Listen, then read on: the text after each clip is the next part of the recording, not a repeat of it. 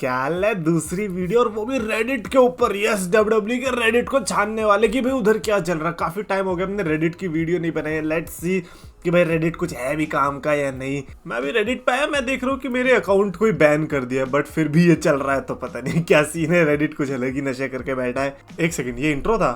नहीं, इंट्रो अब आएगा। तो guys, so champions of the world में already action the best wrestling creator on the sub content with the best wrestling audience. और आज हम रेडिट पे देखने वाले कि भाई रेडिट पे क्या चलता रहता है, कौन सी ऊट पटांग हरकतें होती है। और जैसे ही मैं ये स्क्रॉल कर, जैसे ही मैं बोल रहा हूँ, मेरे को क्या दिखा है? Randy Orton and his wife with CM Punk.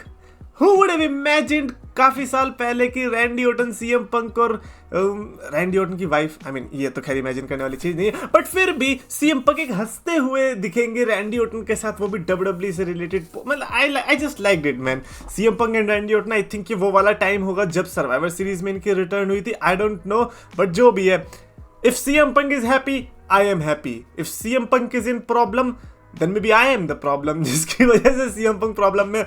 बड़े काफी अच्छी लगी है वाली फोटो, मैंने तो देखी नहीं थी। कोडी जो है काफी टाइम से अनडिस्प्यूटेड चैंपियन है, 7 महीने हो चुके हैं और इस टाइम में उसने चैंपियनशिप जीती है। और जब से जीती है तब से जो वायबल चैलेंजर्स हुए और क्विक रिटर्न हुआ है ब्लड लाइन का, उसकी वजह से ये टाइटल जो है उतनी इंपॉर्टेंट फील नहीं हो रही, उतनी रेलेवेंट फील नहीं हो रही जितनी रोमन रेंस के टाइम पे हुआ करती थी। देखो यार, जो टाइटल रेन होता है ना, वो बढ़िया कब होता है? जब किसी के नाम में ही रेन हो।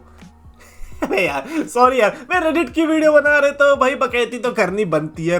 अब ये देखो, कोडी रोड्स के ऊपर मेरे को एक तो तरस आता है बेचारे पे, है ना। एक तो बचपन में मेरे को कोडी रोड्स बोल देते थे लोग, तो एक तो वो वाला कनेक्शन है, और दूसरा उसकी शक्ल देखो। अब कुछ भी कहो, ये वो वाली शक्ल है जिसको देख के आपको थोड़ा ऐसा लगेगा कि चल ठीक है यार, आज रोस्ट नहीं कर रहा, कल जरूर करूंगा। अगर तूने कल दोबारा हरकतें करी तो कल जरूर करूंगा।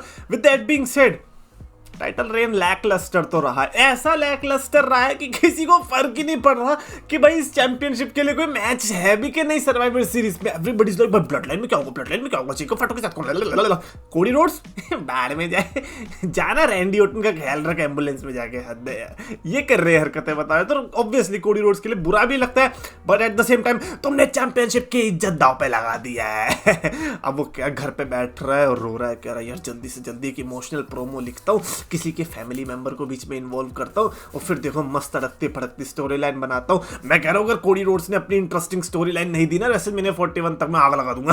अच्छा, बेकी लिंच का भी रिटर्न अपेरेंटली होने वाला है और मैं कह रहा हूँ बेकी लिंच को भाई मैं मिस कर रहा हूँ। कुछ भी कहो भाई, ये जो लेजिटिमेसी बनाई है ना इन सुपरस्टार्स ने, बियांका बेलेयर ने, आस्का ने, बेकी ने, शार्लेट ने, साशा ने और बेली ने, इन सुपरस्टार्स को देखने का अलग ही मजा है when it comes to women's wrestling. और इन्होंने ही हमें एक डिल्यूजन में डाला कि यार सारी वुमेन्स रेसलिंग अच्छी होती है, विच इज फॉल्स। ये बहुत बड़ी गलतफहमी है, ऐसा नहीं है। और जो कि आप काफी मैचेस में आपको नोटिस भी होता होगा, but at the same time we miss Becky Lynch and I hope कि वो जल्दी से जल्दी आ जाए। अगर उसने भी बॉबी लैशली वाली चीज कर ली ना कि भाई पहुंच गई ऑल एलीट रेसलिंग, मैं तो फिर देखना है कि अब तुम कैसे यूज करोगे बेकी लिंच को। Bronson read in the blood line, भाई ये बहुत इंटरेस्टिंग चीज थी। अच्छा, आपको पता है ब्रॉन्सन रीड और जेकब फाटू का मैच भी हुआ था, जो जिस इंडी प्रमोशन में ये पहले हुआ करते थे, वो प्रॉपर उछल कूद वाला। जेकब फाटू तो आपको पता ही उछल कूद करता है, ब्रॉन्सन रीड भी प्रॉपर वहां से जो रिंग साइड होती है, नहीं रिंग साइड से थोड़ी मारा था, हाँ टर्न बकल से मारा था भाई। टर्न बकल से कनेडियन डिस्ट्रॉयर मार रहा है जेकब फाटू को। मैंने कहा भाई इंडी में तो ये ऑल आउट जा रहे हैं, बट मैन जेकब फाटू और ब्रॉन्सन रीड कुछ भी कहो, एक बहुत अच्छा डिसीजन है। क्योंकि क्या पता भाई, क्या पता टॉप ऑफ द केज से ये लोग सुनामी का प्लान कर रहे हैं, और अगर ऐसा कर रहे हैं तो भाई बहुत खतरे में है रोमन रेंस की टीम। फिर तो कोई फिफ्थ मेंबर बनना ही नहीं चाहेगा यार। भले ही ये कितना बोरिंग था, लेकिन विजुअल्स काफी अच्छे थे भाई। ये काफी लोगों का है कि एंट्रेंस उस टाइम पे जिंदर महल की बड़ी कड़क थी। कुछ भी कहो, चैंपियन बनने के बाद जब एंट्री थी, और जो नीचे था ना एंट्रेंस पे, रैंप पे जो प्रॉपर दिख रहा था कि हाँ यहाँ पे ऐसे रेड कारपेट टाइप बिछा दिया है ना, पूरी इंडियन फील दे दी है। एंड देन वो भांगड़ा वगैरह भी करवाया था। वो जो प्रेजेंटेशन थी वो कमाल की थी। बट ठीक है, आगे बढ़ते हैं। कोडी रोड्स वाले डायलॉग इधर क्या चिपकाने। मोटर सिटी मशीन गन्स पे क्या थॉट्स है? अच्छा, मैं आप लोगों से जानना चाहता हूँ, काफी लोग ऐसे होंगे जिन्होंने मोटर सिटी मशीन गन्स को नहीं देखा होगा जब वो टीएनए में हुआ करते थे, तो उन लोगों को इस टीम को देख के कुछ फील आ रहा है या नहीं? देखो मेरे लिए तो ये नॉस्टैल्जिया फैक्टर है पूरा।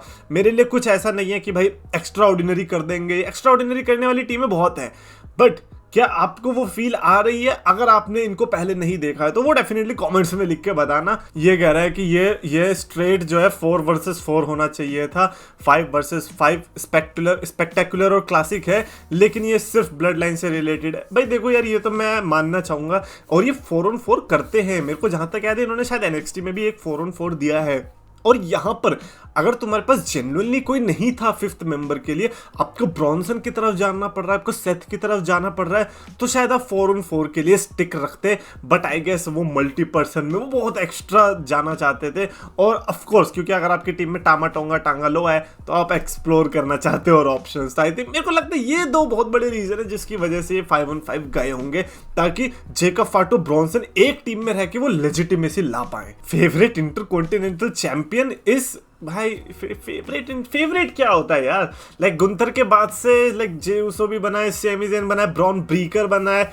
मेरा फेवरेट इंटरकॉन्टिनेंटल चैंपियन, अच्छा गुंथर तो था ही था, मैं तो मानूंगा, लेकिन ब्रॉन ब्रीकर मैं कहूंगा कि ही स्टिल इंटरेस्टिंग। जे उसो का मैं उतना कंसीडर नहीं करना चाह रहा। एक तो बेचारे का 1 महीने का टाइटल रेन था, but at the same time Bron Breakker का कौन सा बहुत तगड़ा था।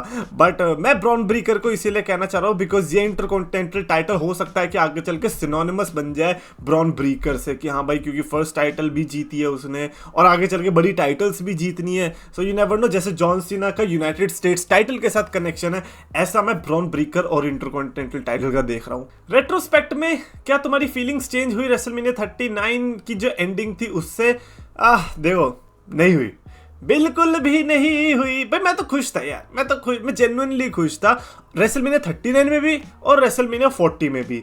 हालांकि मेरे को 39 में लग रहा था कि कोडी जीतेगा, बट रोमन रेंस जीता, लेकिन तब भी हम खुश थे। 40 में तो भाई गारंटी था कि भाई कोडी जीत रहा, और वही हुआ भी। तो मेरे को तो ऐसा लगा नहीं, अभी भी नहीं लगता कि कुछ चेंज होना चाहिए था।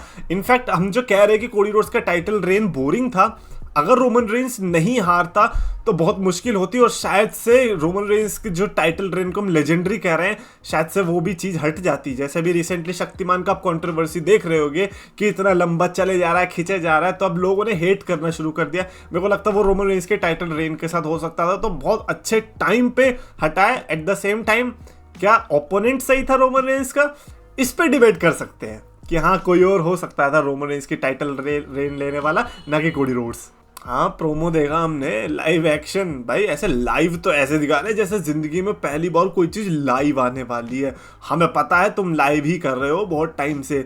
जॉन सीना का ये जो फ्रेम है ना, ये अटक गया नेटफ्लिक्स पे आ रही है तो ऑब्वियसली अटक गया है, बट भाई ये रियलिटी में भी हो सकता है। वहाँ जॉन सीना की एंट्रेंस हो रही है, वहाँ अटक गया भाई वो कितनी मस्त क्लिप थी। एक तो मैंने रोमन रेंस वाली क्लिप बताई थी आपको, उसकी एंट्रेंस कैसे 144p में डाल दी, और वो नेटफ्लिक्स की HD क्वालिटी है।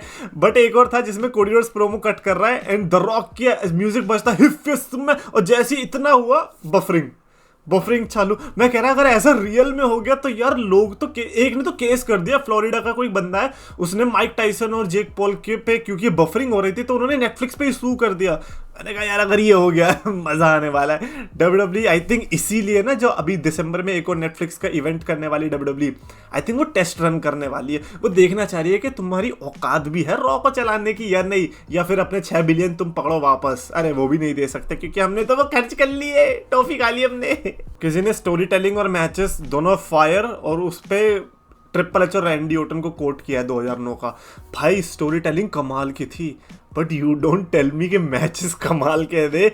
एक मेरे को आई थिंक एक ही हुआ है मेजरली तो रेसलमेनिया 25 में, राइट? क्योंकि उसके बाद आई रिमेंबर एक्सट्रीम रूल्स में तो बटीस्टा वर्सेस रैंडी ओटन था, या बैकलैश का मेरे को याद नहीं आ रहा। I don't think so backlash में भी ट्रिपल एच और रैंडी ओटन का था, मेरे को जेन्युइनली याद नहीं आ रहा। बट जो भी है, मैचेस तो उतने कमाल के नहीं थे कि भाई हम कहें कि ट्रिपल एच और रैंडी ओटन वाह क्या कमाल कर दिया था। मीनवाइल जो स्टोरी थी प्योर सिनेमैटिक। अबे मैचेस की क्या बात कर रहे हो भाई? जब मेन इवेंट हुआ ना वो ट्रिपल एच और रैंडी ओटन का रेसलमेनिया 25 का, तो लोग कह रहे थे भाई क्या कर रहे हो, अंडरटेकर और शॉन माइकल का मेन इवेंट होना चाहिए। तो ट्रिपल एच और रैंडी ओटन खुद प्रेशराइज थे, ये मैच इन्होंने इतना अच्छा दे दिया, हम क्या करें? ये तो मेरे को नहीं समझ आया यार। इलिया ड्रैगनोव जो इंजर्ड हुआ है ना, और ये इंजरी पता है इलिया ड्रैगनोव को बहुत इफेक्ट करेगी। जिस तरीके से वो लड़ता था ना वो चेंज होगा, क्योंकि उसको अब ये पता चल गया कि भाई मेरे लाइक कूल दिखने वाले मूव्स की वजह से अगर मैं इंजर्ड हो रहा हूँ तो उससे अच्छा मैं फोकस करूंगा किसी और चीज पे। और अब आप देख रहे हो ड्रैगनोव जब आएगा वो अलग तरीके से लड़ेगा, एंड आई होप जिस तरीके से वो उसको यूज कर रहे थे वैसे ही करे,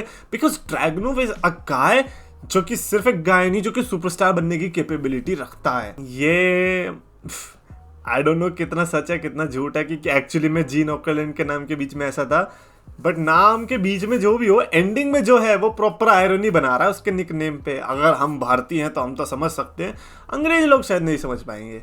एंड फाइनली हम इस चीज पे छोड़ने जाने, इन्होंने एक डिस्कशन टाइप स्टार्ट किया है कि best physique in the wrestling business, और उन्होंने रैविशिंग रिक रूड की फोटो डाली है। मेरा ओपिनियन ये है कि बॉडी बहुत तगड़ी है, बट अगर मेरे को एक्चुअली में बेस्ट फिजिक बतानी है रेसलिंग बिजनेस के अंदर, it has to be like according to me, in my personal opinion. ऐसा कुछ नहीं है कि मैं किसी और से इन्फ्लुएंस हो रहा हूँ, it's just my point of view, it has to B